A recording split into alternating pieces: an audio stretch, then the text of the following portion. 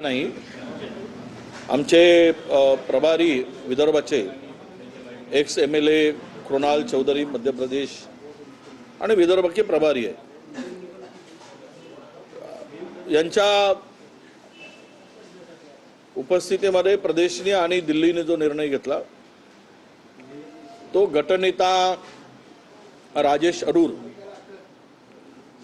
आणि प्रतिभा दानोरकर म्हणतील त्याला महापौर म्हणून आज आमच्याकडून कोणीही महापौर पदाचा फॉर्म भरलेला नाही। प्रतिभा दानोरकरांच्याकडून 4 महिलांनी महापौर पदाचा फॉर्म भरलेला आहे आणि उपमहापौरमध्ये वसंतराव देशमुख एक सिनियर नगरसेवक आहेत, त्यांचं उपमहापौर पदासाठी फॉर्म गेलेला आहे।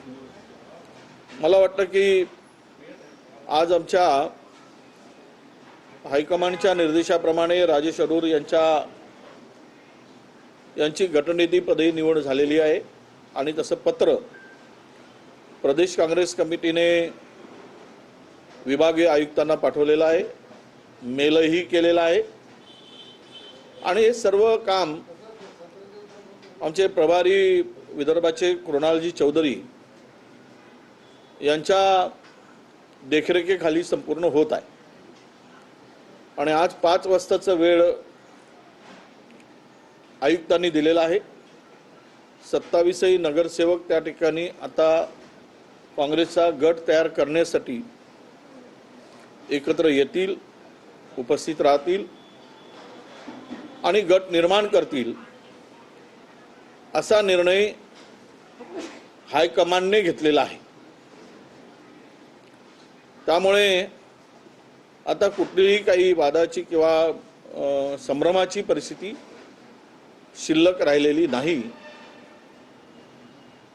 असं माझं मत आहे।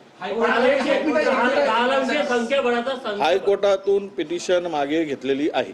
आता जे चित्र जे दिसत आहे त्याच्यामध्ये उभाटांनी पण उमेदवारी अर्ज दाखल केलाय, आतापर्यंत ते तुमच्यासोबत असल्याचं बोलण्यात येत आहे आणि सगळ्यात महत्त्वाचं अजून जनविकास सेनेने सुद्धा अर्ज दाखल केलाय। चौरंगी लढत दिसते आता आणि हे जे गणित समीकरण जे आहे महापौर पदाकरताचं ते सुटलेलं दिसत नाहीये। नॉमिनेशन आहे, 10 तारखेला निवडणूक आहे, त्यामुळे आता काही एवढं घाई करून काही उपयोग नाही।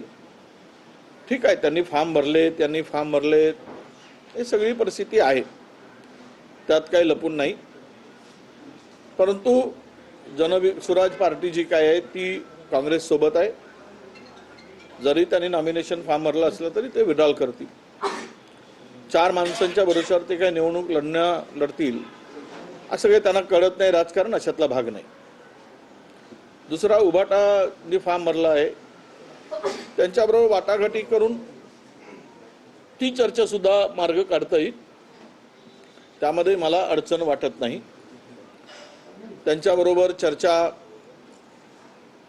आम्ही करतो आहोत, त्यामुळे इथे कुठे अडचण येईल अशा प्रकारची परिस्थिती नाही। महापौर उपमहापौर काँग्रेसचा होत असेल तर महापौर उपमहापौर काँग्रेसचा होत असेल तर उभाटांकडे काय पर्याय ठेवलाय मग तुम्ही? उभाटाचा नाही, बघा उभाटांच्याकडे सुद्धा पर्याय ठेवलेला आहे।